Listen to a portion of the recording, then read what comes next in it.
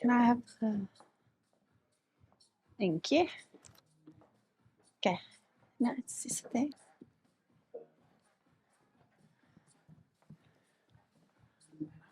Okay.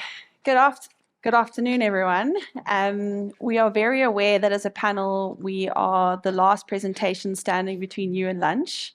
So we're going to endeavor to keep it punchy and to the point. As a starting point, just to introduce us. So I'm Lauren Walker, Director of Sales at Currency Partners. And on my left, I've got Adrian Clayton, the CIO of Northstar Asset Management. Natalie, Williams-Ashman from Immigration South Africa. She's the Managing Director of that business. And Director of Tyson Properties, Michael Bester. Today, the topic is around where have the clients all gone.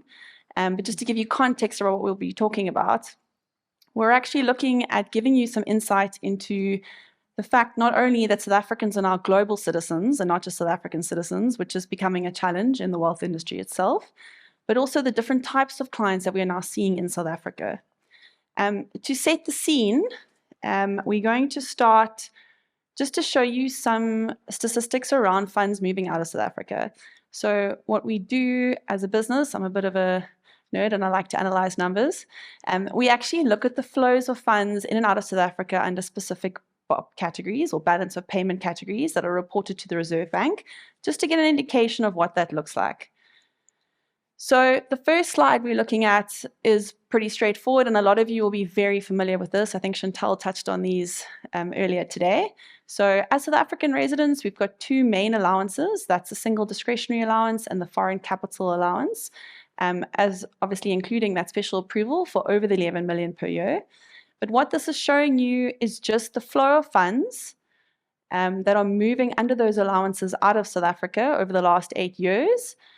You can see the trend steadily improving every year and funds moving out. And we're looking at that in comparison to the US dollar rand exchange rate and whether there's a trend there. So as a starting point, I'm going to start with Adrian. We've had an interesting year with the rand, and in fact, even in the last week, it's been quite strong.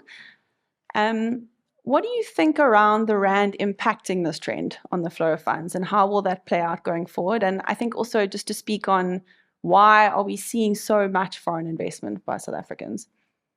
Thanks, Lauren. Hope everyone can hear me. I think just to address that question, you got to look back over time at where the big flows happened. It's not all captured there, but 1994 to 1999, the rand moved by 10%, weakened by 10% over those 5 years. Sorry, by 100% over those 5 years, but the JSE did 10%. And the S&P did 220%. So immediately you can see there's currency weakness for the first flow out of South Africa, and the offshore markets did much better. The next big outflow was 6 years in 2003 to 2009, and the rand actually strengthened for that period. But we had the biggest performance of the JSE, 270% over those 6 years. The offshore markets did zero. But there was massive flow out of South Africa. So what we saw was a lot of South Africans were post-event setting their cash offshore, sending it offshore and losing out on the performance of the market. And then the last big flow has happened since 2012, captured in these graphs. 764 the currency to 1733. So a big movement on the currency, negative movement on the rand. The JSE's done 150% and the offshore market's 330. So what I get out of that really is that there's very little relationship on the investment side as to when you're moving your money offshore or not. In fact, it's exactly the opposite. It's like a randomness. So then you ask yourself, well, what's actually driving it? And it's socio-political. We all know that. And we've seen actually even in our own business, some advisors moving money out of RAs and putting it offshore in the last few years. Then industry structure, so offshore is just more accessible. Diversification, there are 150 stocks that we can invest in on the JSE in our local team. We screen 1,429 stocks offshore. You just can't compare. And then regulatory changes, you just allowed larger allowances. And then just some last quick points on the currency is over 20 years, the currency is weakened by, over 5 years, it's weakened by 20%, over 10 years, 60%, over 20 years, 180%. And over 30 years, 400%. Now, that's the easy number. The point is you could have captured a lot of that back by owning South African bonds. And two last comments on the currency is that In 1994, the rand was 360. In 1999, it was 630. By 2001, it was 12. All right, so it did 100% over 2 years, weakness. But here's the critical thing. By 2 years later, it was 4.75. And it took 14 years for the currency to get back to 12. So if you get this wrong, you wipe out client capital. So my last comments on the currency, our base case valuation 3 years out is 18.50, and we run multiple currency models. Our bear case is 1960. Our bull case is 1680, and our spot valuation of the currency is 1520. So, I think there are other factors other than just economic, pure investment factors driving a lot of these movements. And do you think, in terms of offshore investment, has it become easier? Is there a higher demand for it? Are clients themselves asking their wealth managers for it? And what is the trend there? So accessibility. So if you look at the markets over time, in 2004, if we take the impact on offshore on South Africa, and we'll maybe discuss that later, but just getting to that particular point, in 2004 there were 48 global funds in South Africa. These are the CISA category. There were 70 classes, and it was $15 billion in those funds. It's now 2000, or at the end of 2023, there were 363 global funds, 1,000 classes, and 525 billion rand in those funds. So from 15 billion to 525 billion over those 19 years. So you can clearly see, not only is it accessible, but people have been moving cash in that direction. And in the period, the latest 12 years, it's been obvious that offshore's done better than local. Okay, well, let's change the landscape slightly, and I'm going to show you a slide of a flow of funds that you might not be familiar with. So this shows you non-resident capital flows into and out of South Africa. What's interesting about this, and what's included in this statistic, is actually property. So, which is something that we see day to day in our business. So what it's telling you is that inflows into South Africa for non-resident capital flows are increasing every single year. In fact, in 2023, we're looking at 30 billion rand, whereas capital flows leaving South Africa is staying consistent. So there's quite an interesting market around this, and South Africa has become quite popular to those non-residents, specifically in the property space. And I think to start with Natalie, in your space, in terms of the clients that you assist, because we know you're assisting non-residents, high net worth individuals wanting to come to South Africa and seeking residency, why do you think they consistently keep coming and investing in South Africa or moving here? So I think that, certainly what I see is very much mirrors that. So let me start by saying my average client, they generally a high net worth individual. They've either got a UK, EU or American passport, most of them. They could choose to live anywhere in the world, and many of them have lived in many places around the world. So if you look at, a lot of them have residency in other places around the world. So they are not people looking to actually earn a living in South Africa, but they are choosing to spend their money in South Africa. And the initial trend straight after COVID was very focused on lifestyle. Everyone was so tired of this high density living. Everyone wanted space, wanted freedom, and all living the good life. And then probably last year, I started seeing a shift when you spoke to clients about why they were looking at South Africa, and politics in their home country was coming up more and more, particularly in the European jurisdictions, in terms of them feeling a loss of their own country, their own country's culture, and that they were looking for something different. And then the big shift that I've seen this year is the positive sentiment around our new government. The world is so excited about it. They want to believe in this national unity dream. They really are, almost to the degree, I think they're almost better informed than a lot of South Africans. A lot of them were talking about the election far more than South Africans were. I think a lot of South Africans had kind of thrown their hands in the air and go, we just don't care, and it will all happen like it did. And how it played out was in the most exciting, stimulating thing that really got the world's attention again in terms of this belief in a bigger, and that countries can come back and work in this unified force. And people are really excited about that. So absolutely, they love the lifestyle benefits. They love the healthcare and education.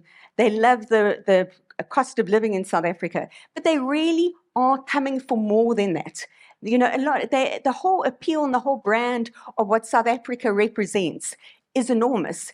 And we really should be leveraging that more in terms of understanding how do we then tap into that? You know, these families, often they're spouses from different countries. The shift, it's no longer the retirees. These are young families with young children who plan to be here for a long time. I've seen a big shift away from that kind of swallow mentality to now a lot more of those clients are making South Africa their primary home, and a lot of them South Africa's only place they own a property. So absolutely, they are in no way bringing their huge buckets of wealth in, but this is often their only country where they own a property. The UK, Dubai, a lot of they've let those go and they rent when it suits them. But they love South Africa, and there are definitely opportunities coming out of that I think for people who are savvy and understanding what that demographic is looking for, there are huge opportunities. Yeah. So interesting stats that we looked at when we looked into the property market and looking at the foreign buyers. We know in the last 12 months, 3.3 billion rands worth of sales have been made to foreign buyers with an average sale price of 4.6 million rand. But Michael, do they bring their wealth to South Africa? I mean, you've got a lot of experience in this. So what we're seeing, we work out of the Atlantic Seaboard and City Bowl offices.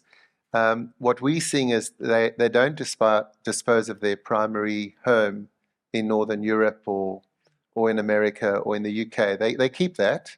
That's their safety net. And they will often, you know, as we would purchase a holiday home in Plet or in Knysna or Hermanus, it's a very similar mentality to them purchasing a home in Cape Town or the Western Cape. So they choose to own both, but they've moved here for a lifestyle, to make a lifestyle change. Yeah. In fact, much of what you said is what we're seeing anecdotally on the ground. When we ask them, why are you moving here? Often it's young families looking for a more traditional lifestyle, wanting to, you know, move out of the stress of living in Europe at the moment.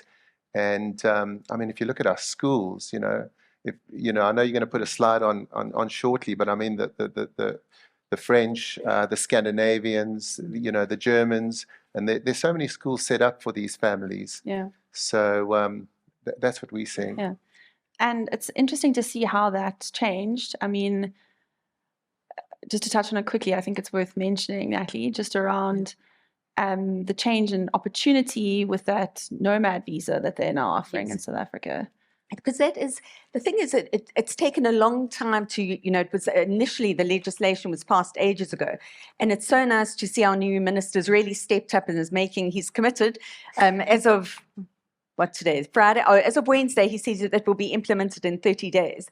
And so they are starting to see the opportunities. And that is, you know, whether they buy property, whether they're here forever, is neither here nor there, but they've got really hard cash in their pockets and they're looking and eager to spend it. And the thing is, and the more the opportunities around things like more of the international schools where their children can slot in and slot out, depending on where they are, in terms of, you know, like the medical system. So many of our clients talk about how great medical care is. The fact that you can walk in, get an appointment with a doctor today. They love that. You want to see a specialist? Excellent. You might wait a couple of days. But there are, you know, all the very, very practical things that make people spend really good money and create jobs and see the growth that we are looking to achieve is very exciting. Yeah, and it's interesting because it's, you know, genuinely the sort of assumption is that it's based only in Western Cape or in Cape Town. I know from our side, I mean, we're seeing it very prominently in Hoedspruit, particularly with the Dutch clients, Nelspruit, even in KZN at the moment, there's big developments going out there and we're doing a lot of inward transactions for non-residents there too. So it's very positive and it's being seen across the board. And, one thing I see, when we kind of think going north, that's where I do see a slightly different profiled client, people who are looking in the food security space. So I've had a good few clients who are looking to invest in kind of farm-based earnings. They've got big portfolios, so, it's fun money for them, and they get really excited. And, they get excited about a healthier life, food security, and investing in an exciting venture. Yeah. Well, I mean, we assume, so let's jump onto our next slide, I think, because it's interesting. So these are just some stats around the lending element for foreign buyers. I think what we're showing you is just which banks are geared for this type of client and who are actually approaching them or going after this as a client base or target market. But Michael, maybe you can just give us some insight. Are they looking for lending firstly? And secondly, what is the regulation around non-residence lending in South Africa? So 30% of our purchases this year have been foreign buyers. And that, it's America, it's the UK, it's Europe, but it's also Africa. In fact, Africa comes in second, and it's a bit of a mixed bag. It's not, one location. I don't think I've had one of those purchases needing a mortgage loan, although some have reserved the right to take a bond after the registration of the property. But traditionally, banks will offer up to 50% loan to value to a non-resident. Investec and one or two others might offer a little bit more than that. And but from what I'm seeing, it's mostly cash transactions, which is why we know each other so well, because you're obviously helping with all those exchange control regulations and beating their banks on the forex rates. So yes, it's there for them if they would like to mortgage their property, but most of them are choosing to pay cash. Okay. And what's interesting in this space, I think one of the challenges we see in our space in particular, a lot of the foreigners are being told to register entities and to buy that property within an entity for tax purposes and structuring. But from an exchange control perspective, if you bring funds into the country and pay it into an entity, so for example, buying a property, you have to regulate that with the Reserve Bank before it's done. And that's quite a minefield for a foreigner to navigate in South Africa. It's not openly advertised. It's quite an education for them, and they don't have exchange control. So I think besides that, what other challenges, Natalie, would you say foreigners are facing when they want to come to South Africa? So, the immigration landscape is not easy to navigate by any stretch of the imagination, but I am quietly optimistic about the shift in leadership. They're kind of focusing on two areas. One is national security in terms of dealing with this enormous bucket of undocumented individuals who are in South Africa. And then the second part is around the economic growth. So that is in terms of the job opportunities through easing the road of tourism, and then second of all, in terms of making it easier for the digital nomads and for the skills-based skills to come in. But, and it's, as odd as it sounds, it is funny enough, even as diabolical as it is, it's not really a deterrent. Most of my clients are very happy to ride it out because, they're not under time. It's very much a choice. But where it has the impact is when people are trying to bring skills in, where at the time it takes is such a barrier. By the time you've jumped through all the hoops, it's 6 months late and the person still hasn't been able to start the role. So that's where we really are looking for the improvement in terms of seeing that growth, seeing those skills coming in, and seeing companies and big business really investing in big projects because they know they can get the skill here, they can respond quickly to the market. And I would love to see that bucket also growing in terms of people choosing South Africa, not just because we are a great place to be, because they see the business opportunities. And immigration is a key enabler in that space, I think. Yeah. So just shifting quickly towards another space that you see a lot of. So when you're helping high net worth South Africans that are now looking for investment residency overseas, Jurisdiction-wise, where do you see most South Africans going now? Because I know it changes. It changes all the time. Yeah. So in the kind of investment space, the golden visa, citizenship by investment kind of things are still enormously popular, but those aren't the clients leaving. Yes, their money is moving around, absolutely, but most of them aren't physically leaving. They're just looking to secure that second passport. The people that I do see in terms of the big shifts, New Zealand has kind of fallen off the back burner. I think their own economic challenges and opportunities have really kind of, people have taken note of that. Australia is still a big, desirable destination, but it's mainly driven by family already there. They already feel like they've got a network there. That's what the appeal is. The US it will always be the US. Regardless of what happens there politically, there's some people that's all they want. It's all their dream is, they believe it's the beginning and end of the universe, and no matter what happens and who's in charge and how it all plays out, that's where they want to be and that's where they want their children to be. Canada has also kind of fallen off the back burner just because their immigration systems since COVID are still so far behind. You're waiting years and years and years. And then the UK, well, that is, I suspect it's largely driven by a relative ease of entry. So the number of South Africans get ancestry visas, in terms of links, and I think that's a big driver. But a lot of those families, it's not a long-term move for them. They've looked at their salary. A lot of them actually get transferred by their South African company into the UK office, and they get there and they realize the maths just doesn't add up. And the practicalities of children and the education system and what they thought was free healthcare that they can't get to access, all those practicalities have shifted. But, I think that if we look at the younger generation, in terms of the graduate type people, I think that is all, they are going wherever the skill is needed. They're not particularly attached to where they're going. They want to live this kind of global mobility life. So I've got a skill that's highly desirable. I'm happy to be in the Netherlands for 6 months, the UK for 3 months, off to Dubai for 2 years. And, it's a far more fluid type immigration setup in that younger generation. Mm. Quick question, because I get this question a lot. Do you see South Africans coming back? I think for Michael and for Natalie. So, we see a lot of non-resident South Africans who are now domiciled abroad coming back. We see a lot of that. I'm actually dealing with a very successful family from a gentleman from South Africa who's been in Taiwan for many years and sold his company. And so there are a lot of people coming back. We do see that. From the UK, all just saying what you've just said, looking for a lifestyle change, looking for value in the Western Cape, climate, missing traditional South Africa. So, and these are professionals who've spent 10 to 20 years in the UK. They've got their passports, their residency, they are coming back. And most of them have got young children. So I think, a huge driver is the fact that most people can actually keep their job wherever they are in the world.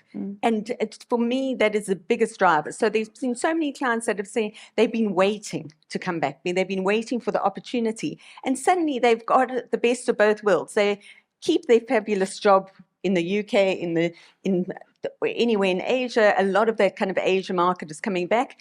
And they're earning in Forex. They got the quality of life. And it's interesting in terms of where they're choosing to live, because they are all working remotely. So, like the garden routes, it's amazing how many ex-South Africans are moving into that space. And I think what's also going to be an interesting driver to see is this challenge. There was this ridiculous regulation that if you had got a second passport without first applying for the retention of your South African passport, that you automatically lost your South African citizenship. And that was challenged by the Constitutional Court last year. And now we are waiting for that to actually be reversed. So there's a fight about how that process is going to actually happen. But I think that's also going to be a big driver in terms of South Africans who are South African again. Because, we certainly see it from where I've got a good few South African families who are desperate to come back, but they actually aren't South African citizens anymore. So I'm really looking forward to seeing how they implement that, and hopefully it's as a matter of urgency, because I think there's a big bucket of South Africans who are desperate to come home. Okay, and I think just quickly, because this is very interesting, we'd like to show this to you. This just gives you a feel for the nationalities in terms of turnover on purchase of property in South Africa, the top 10 nationalities that we're looking at and what we're seeing. It's United Kingdom right at the top there, and this is over the last 12 months. Germany coming in very strong, United States, Netherlands, even Poland, France, Belgium. And as Michael was saying earlier, if you look at a lot of the African countries combined, they're actually coming in very high, and that's what you're seeing at the moment. Yeah, so our number one foreign buyer from Africa is Nigeria, and many of these purchasers also own property in America, in the US, in the UK, and then followed by Zimbabweans, older generation Zimbabweans. So we've seen purchases out of Uganda, Botswana. So it's a mixed bag. Yeah. So Africa it's huge. Yeah, it was interesting. I was chatting to a Dutch couple in Hoedspruit, and they were saying they've now got flights straight into Kruger. The weather's always beautiful. It's not expensive. And they're right on the doorstep of Kruger National Park. Why would they not be there? Okay, so let's shift back, I think, a little bit to the South Africans themselves. And I just wanted to show you a quick slide around those immigration stats. So again, Chantal touched on this a little bit earlier and was explaining around financial immigration and tax migration. So as she was discussing, in 2021, the legislation changed from financial immigration to tax migration. What that meant is the Reserve Bank was no longer involved in that process of you becoming a non-resident taxpayer. It's now completely sitting with SARS. And the change in flows. So this is showing you the funds leaving South Africa under those that completed that process. And you can see the slowdown in the flows out of South Africa. I think what's important here is just to try and understand that. We see what we did see before tax migration came into play, when it was previously known as financial immigration. And under financial immigration, when the Reserve Bank was involved in the process, you had a blocked RAND account. That made life very difficult for South Africans living abroad, because the authorized dealer that completed that financial immigration process, all funds had to flow through that blocked RAND account, and you had to close all other bank accounts that you had in South Africa. So when you're sitting in New Zealand and you're wanting to pay funds out of your Nedbank blocked RAND account and you're talking to a call center, for example, it just became challenging for people living abroad. So they changed that with the new legislation. You don't have to close your bank accounts. You change the status. You become a non-resident, so that the type of bank account or status of the bank account changes, which makes people's lives much easier and the flow of funds easier. So that's one thing. The other rule that came into play was that before, when you completed financial immigration, you could then withdraw your retirement annuity. Now, under the new tax migration rule and legislation, you have to cease your tax residency, and you need to be a non-resident taxpayer for 3 consecutive years before you can withdraw that retirement annuity. What we saw before in the previous legislation was that a lot of South Africans would go to first world countries, and it would be a lot more expensive than what they anticipated. And then they would complete financial immigration in order to withdraw those annuities and then spend the money to keep them going. And so the new legislation for me has been very positive. But again, we see a lot less withdrawals than what we saw before. So I think, Adrian, just to turn to you, now that we've explained and we sort of understand and we're seeing the flows, how do you think, so financial advisors and wealth managers in South Africa have a huge challenge on their hands with South Africans now being global citizens. This is quite major, and you're navigating a lot more things than what you had to before. Do you have any recommendations? What are you seeing in the market? How is this impacting the wealth industry overall? Yeah, advisors that work with us at Northstar, we're certainly seeing, new competencies. But I'd like to start really with the impact on the JSE, if I may. If we go back to 1994, important year in South Africa, there were 300 companies listed. 2001, that grew to 600 companies, and we're now at 297 or something like that. So we've delisted half our market. Delistings are 15 stocks a year. So I think the impact on the industry directly has an effect on advisors as well, because they're having to broaden their scope of advice. I think the second point is just the capital going into South African companies is having an influence on the asset management industry too. So what you see when you watch portfolio flows are quite interesting. So there are different categories of outflows and inflows in South Africa. The portfolio flow section of it, foreigners tend to buy bonds in South Africa, and South Africans tend to buy equities offshore. It's quite an interesting difference of view. So if you think about that, the equity capital in the JSE is being lost to offshore markets, and the local bond market's benefiting from foreign flows. So that capital pool is diminishing. And what you're starting to see from local managers is all their funds, if you look at something called active share, how different they are from the market, they're all starting to look the same. So there are quite a few implications for advisors. I've spoken about the number of global funds in the local market. Then just in the advice space, in terms of how people working with us, we're noticing they're going to have to have high degrees of competency in terms of the asset allocation structures that they put in place offshore, because you need to model all those. So they need to work with someone that can model offshore asset mixes to reach certain targets. So if you tell a client they're going to get to inflation +5, how do you do it when you're including a whole lot of offshore markets? Then securities, like what securities to buy, what managers to work with. Then, of course, the tax implications. So we're noting very specifically as our clients depart, let's say, through an advisor and use us offshore, they're now going through a different tax structure and requiring that advice. Then, of course, there's the estate duty issues, all of which we see directly as the asset manager looking after those clients or those advisors. And then last, the thing that no one ever talks about is reporting. So what you typically see in the market is they start putting advisors, then are forced to put clients on very expensive list platforms to get the reporting. And then there's multiple jurisdiction reporting. So, where your competency lies in the local market as an asset manager, Lauren, is to have the ability to help advisors with that full ambit, and most notably be able to get the reporting over the line for them to report into multiple jurisdictions to give a South African or a partly South African offshore client reporting on both the investments. So it's become very complex and very difficult for individual advisors to handle that on their own. Another element that's come across quite strongly in the wealth industry, and just to show you a slide very quickly, is around South African estates, where the beneficiaries are sitting offshore. I know in our space alone, we're seeing quite a big increase in this.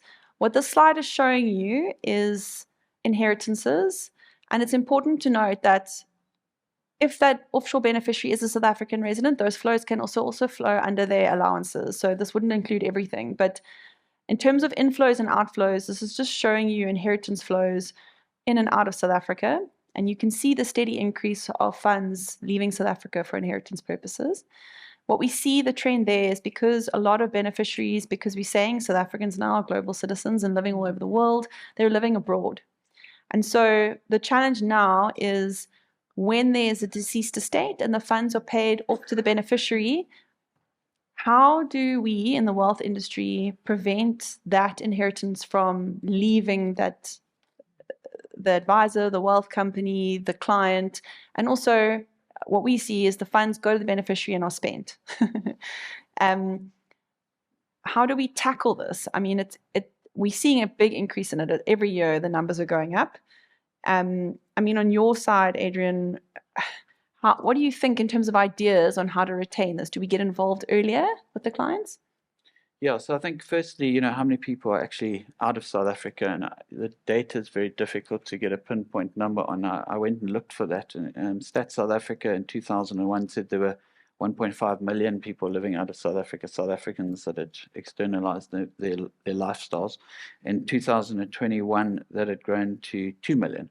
Not a huge difference, really, over a long period of time. But then and I don't know if that's right or wrong. I know the UN thinks that only there are 1 million South Africans living out, and that's a 2021 number. So firstly, like how many South Africans are actually out of the country is a very difficult number to actually come by. I think practically what we're experiencing is that our clients are making themselves global citizens in some way. There's just no doubt about it. And it has really two implications, one for the asset management industry and the other one for the advice industry. And the asset management industry, so I joined Northstar in 2012, and the first thing I did is I paid a lot of money for a global team and I built global products. I just knew that, you can't be in 2024 and start trying to compete globally. You had to do it 12 years ago, 13. You build that infrastructure. It's expensive. Get teams in place. Have a performance track record, etc. Because you have to lock your clients in. So our clients leave, but they stay in our products. So you have to have products offshore. That's the next thing. And those products have to be properly priced. And you have to have scale advantage. You have to keep the pricing down. And then again comes the reporting. So that was from the asset management industry. And I think if you're late in the game, my sense in this industry where we are now, there are going to be asset managers who can compete offshore in South Africa. And there's some of us. And there are those that haven't. And I think it's going to be very difficult to try and change from one grouping to the next if you haven't done it now already for long periods of time. Then the advisor space is extremely difficult, because what you're finding in the advice space is you've now got a competitor offshore. And that competitor is all the advisors that are talking to your client offshore. Which we've never, you had the South African advisor competing with you, but now you've got a whole lot more. And if you don't lift your game in terms of all the issues we raised earlier on, estate planning, tax stuff, and also partnering correctly, the asset allocation mixes and that, you lose that client. We have also seen that. So the key issue is how you build competence and who you partner with in that space, keep costs down and get those scale benefits through to clients. So it's really around, I don't have to state the obvious to you, but there are three things that drive our industry. It's operation cost, admin, service, and performance. And if you get that packaged right with your client, and they're housed in a product that they've been in South Africa early, and then they immigrate, or it's very difficult for them to get out of that product with capital gains tax and everything implications offshore. So that's one way of winning. And I suppose the key is also to try and be that support not only to your client but the family, right? So that when they're in that situation, they're still leaning on you to do the right thing. Okay, great.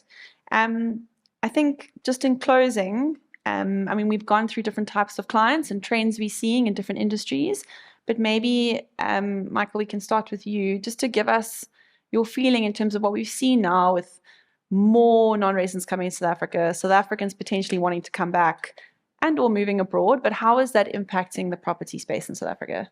So one of our biggest challenges in the luxury space is we just don't have enough inventory. We don't have enough homes to sell or to rent.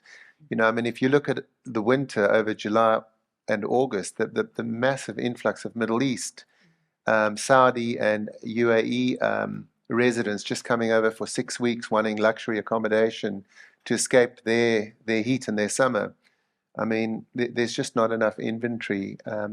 If we had enough stock, we could make a lot more money, certainly. So that's a massive challenge for the Western Cape. But that drives the prices, right? The prices are rising, and they're going to keep rising as long as the demand is there, and the lack of inventory to obviously service that demand. So that's a big challenge for us. Okay. Just trying to get stock. Yeah. Inventory. And Natalie, in your space, how does that dynamic changing for you? I think we're going to just see more and more of this global mobility around the world. I think, we're going to see more and more to be easier and easier for the people with the right skill or the right financial resources to kind of live wherever they want to live. And I think that, that kind of that trend of where you work and where you live and where your money is have become and are going to continue to be completely disjointed. And, that creates a huge opportunity, but also challenges. And I think, just in terms of who we look, how we bundle what we saw as a client is changing all the time. Because with that global movement, there's also their whole life is very fluid. So things like established relationships and things like that become more and more difficult to maintain because they're living a very fluid life. And so, customer loyalty, where, even in my business, I had the same kind of families that we've worked with for many years over the million of renewal. And now suddenly you're dealing with their children and they're just different. That's just in terms of what they're looking for. It's something very, very different from their parents' generation. And I think, and that's on a global scale. I think the next kind of 10 years, I think it's going to be very interesting just to watch how a different generation make different choices. Yeah. Okay. Anything else from your side, Adrian, in terms of going forward?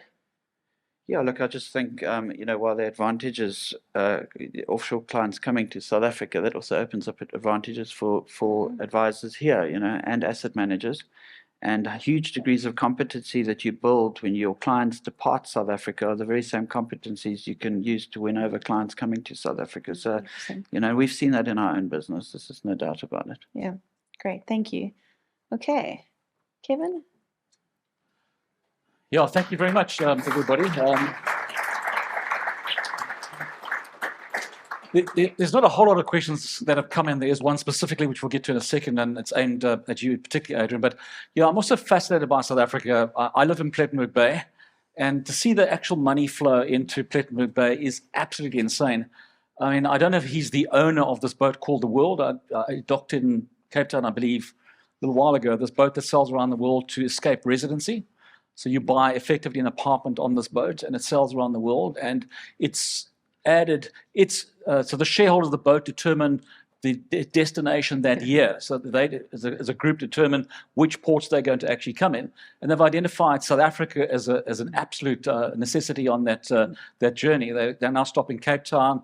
I believe they're up to Mossel Bay and Durban also. So that boat's in there. And this dude who owns it actually has chosen to live in Plettenberg Bay, of all places in the world. Yeah. I mean, he could live anywhere in the world. He's chosen to live in Plettenberg Bay. So underneath this negativism that swept South Africa for many years, there's so much positivity coming out, and foreign investors or foreign individuals, the digital nomads, you say, are seeing a completely different light on being resident in South Africa. So, I think that's fantastic news, and long may it prevail. I think the question, Adrian, I mean, specifically for you is, working in the asset management industry, we see, the world has gone into passive, I think 85%. The SPIVA scorecard, the SPIVA scorecard, asset managers underperform the index. We're seeing less of that in South Africa. So in South Africa, still choose active asset managers. But certainly if you look at the flows internationally, are going into, index funds. And obviously now what you're seeing is actively managed ETFs being launched in scale. That industry has grown by 24% per annum internationally as well. So Adrian, I mean, the question coming to the audience here is, you've seen these joint ventures now happening with South African asset managers that don't always necessarily have the skills to invest offshore. The likes of the recently announced initiative with RMB and FNB with JP Morgan, for example's sake, and Standard with Morgan Stanley. Any comments on that, South African-based asset managers' ability to deliver alpha on an international scale? Yeah, thanks very much. I'll answer the question two ways. The one is just to look at our own data, because we've done it for 12 years, and give you some data points on how we've done offshore. But I'll start by giving my point of view on these relationships between offshore and local managers. I'm sure some of them might be great, but I've been in the markets for 30 years for my sins, and I've seen many of these relationships. And what worries us about them is they don't last often, and they also don't transfer skills to domestic managers. And I think it's very damaging. We, for example, at Northstar have a relationship with First Avenue, where we're trying to assist both parties to transfer skills to domestic managers in the offshore space, because we've got a long history of running offshore money. So there's a value-based concern around that in terms of what we're trying to do for South Africa. And I also, I'm quite skeptical on how those relationships sustain themselves. Now, just in terms of performance, and I don't want to plug Northstar, but I'll just use us as an example, because there are 267 funds in the global space that we compete with, 267 offshore. We have an offshore fund. Our fund is almost 8 years old in that space. It's a flexible fund. Out of those 267, you can go look at the data yourself. It's ranked 7th from the beginning. All right, it's in the top quartile over every period, from 1 month to 8 years. Just go look at it yourself. So to say that a South African manager can't compete in offshore is total hogwash. We live in the hardest place in the world to manage money. We've got a third of our index is commodities. If you want to know how tough it is to manage money, do it here. It's totally wrong. The offshore space in many ways is easier. So I'll give you a few other stats. We look at the hit rates on our fund every year. How many of the stocks in our fund beat the index? Every single year, our hit rates have been higher than the index's hit rates every year. We've underperformed the market 3 years in 12. Only 3 years in 12 years of data. So, and if you look at the SPIVA survey, which is the Standard & Poor's SPIVA survey, large cap managers have got active managers have got dreadful performance against the index. But we've doubled the performance of large cap managers, and we're a South African manager, and we've beaten the MSCI All Country World by a mile. So I don't buy that at all, and I'm not talking Northstar. I have huge regard for South African managers, my peers. I think they're excellent at what they do, and the ones that can operate in the offshore space successfully and have put a lot of money and time into that have no disadvantage against any offshore manager. We go overseas constantly. We're part of the top, we have the top research firms in the world support us. We have a large offshore research team. When I talk to an offshore manager, he speaks the same language as I do. He might be a different language in terms from a different country, but we speak the same financial language. We all do the same qualifications. That's a problem for South Africans that you have to look in the mirror if you think that.